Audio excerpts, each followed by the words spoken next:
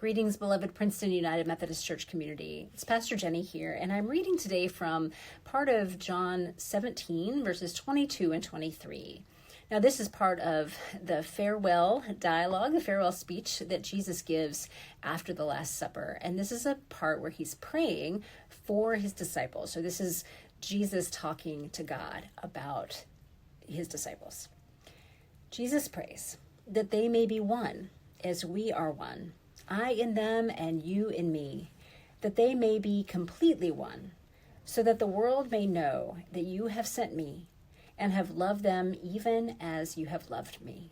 This is the word of life. Thanks be to God. As we come almost to the end of Lent, this is Palm Sunday, this coming Sunday, and we are beginning to wrap up our series on With Whom Is My Heart? This invitation that to enter into to take part in this neighborly fast that we have been doing over these past 6 weeks, inviting each other into solidarity with people, with one another, especially those people who are more on the margins, who are in need, who are facing injustice, who are more vulnerable among us. We continue this week with this invitation to oneness and to unity with God and with one another. And when I read this prayer of Jesus, yes, he's talking about his disciples, the close ones right there, but also all disciples throughout time, for all the world to be those disciples who are all of humanity at one with God and with one another. It is a huge, bold kingdom vision. And I know that we talk about unity and oneness a lot, and it can feel kind of touchy-feely in a lot of ways. Indeed, a lot of what we've been doing through Lent has been kind of these softer skills, if you will. It's one way to talk about being able to listen to one another, to empathize with others, to experience something of what we each experience, and being in these more internal, emotional spaces with one another. But this is that, but it is also so much bigger than that. The implications of this are huge. They are kingdom implications. And so I want to invite us to use our imaginations again.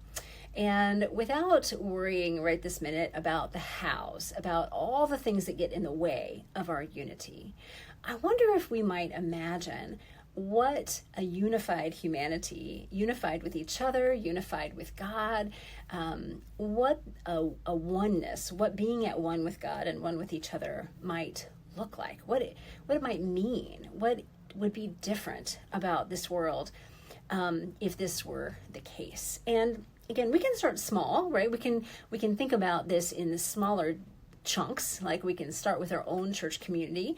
What would it be like for us to be at one with one another, at one with God?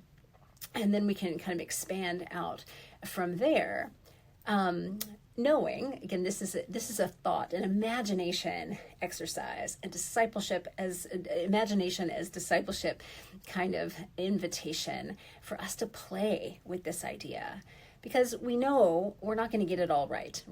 This ability to be one together is beyond all of our own separate individual abilities on our own. But God's grace is here helping us to do this all the same. So in other words, I don't want us to get caught up in the hows and it can't be's and if onlys, or if this person would do, or any of that.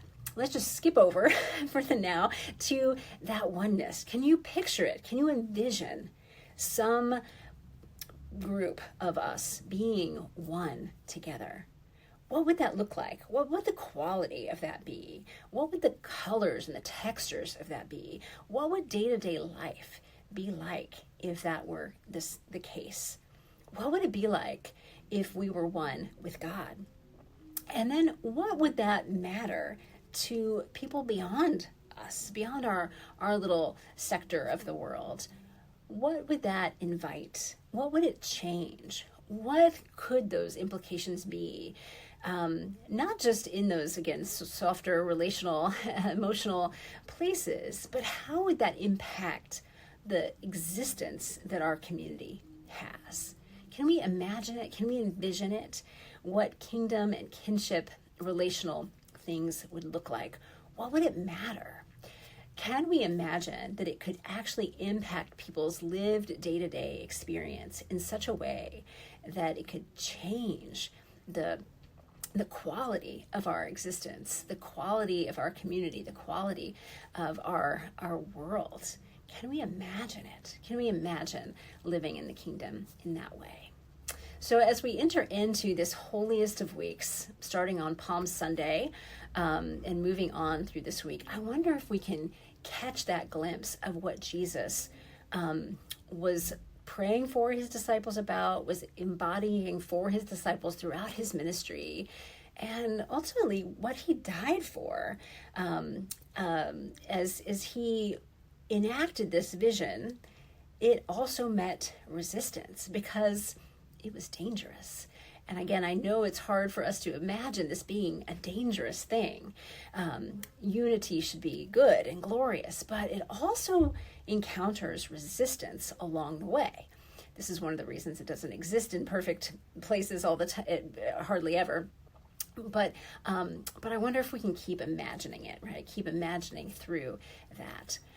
As we read through the scriptures this week, as we read through our devotional, as we go through our worship services, entering into, again, Jesus' passion, remembering that last week through the triumphal entry into Jerusalem and the stories of that week, and the Last Supper with his disciples on Thursday, where he washed the disciples' feet, and then went into the garden and was arrested, through his trials overnight and his crucifixion on Friday, as we enter with Jesus into this space of emptiness, with Jesus, but more with his disciples, into that emptiness of Holy Saturday, not knowing for them at the time that Easter was coming. We know that Easter's coming, but they didn't. And can we enter into that space with the disciples for just a little bit?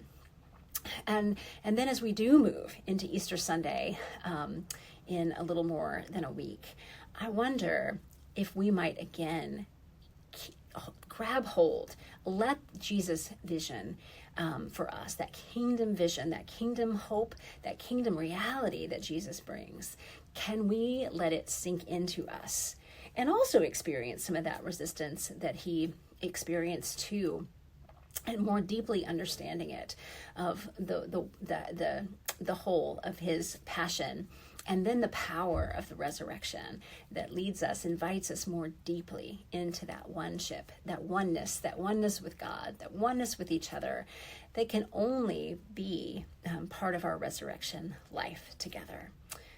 I wonder if you might continue to imagine, continue to envision, continue to let that beautiful prophetic imagination work in us, giving us strength, giving us courage, giving us hope, giving us a pathway into resurrection life together. So I do invite you to all the things that come with Holy Week. We will have the church open from the Nassau Street doors. We'll have our prayer labyrinth out and just space for people to come and be. I encourage you to come Monday through Friday. It'll be open about 9 to 5 each of those days. And we do have services Thursday evening at 7:30. That's our Maundy Thursday service. Our Good Friday service is at 7:30 p.m. as well on Friday. We have a Holy Saturday service, a brief prayer service at 10 o'clock a.m. on Saturday morning. And then Easter, we have 2 services, 6 a.m. sunrise service, and then our traditional 10 a.m. service as well. I do encourage you again not to just skip from Palm Sunday to Easter. So much happens in between. And even if you're worshiping remotely, or I hope that you will find some way to connect with the passion of Jesus that is being remembered and lived out again through this week of holy worship and connection together. I hope you'll also invite a friend, invite a neighbor, invite a family member, somebody that you know will be touched and resonating and needing this Easter celebration, this Holy Week celebration that we are entering into together. Friends, remember that it is such a joy for me to be on this journey with you, and that I get to help us be on this journey together toward oneness, toward the kingdom. Remember that you are enough because God is enough, and that you were created for joy. You were created for unity with God and with one another. I'll see you very soon.